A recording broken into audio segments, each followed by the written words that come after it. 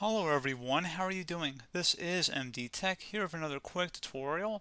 In today's tutorial, I'm going to show you guys how to resolve if your calculator app is missing on your Windows 11 computer.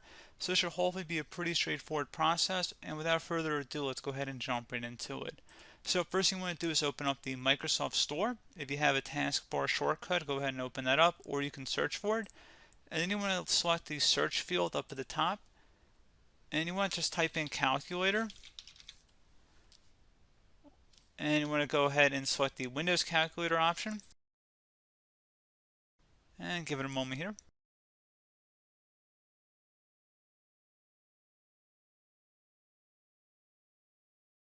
Select the Get button, and I'm going to select No Thanks.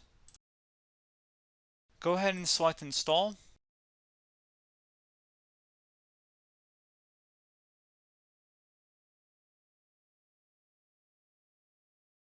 You don't have to sign into your account, you can just exit out like you just saw me do here.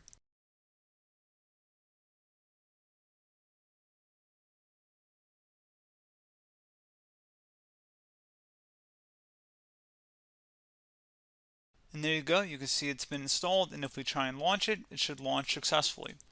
So pretty straightforward process, guys. Do hope I was able to help you out, and I do look forward to catching you all in the next tutorial. Goodbye.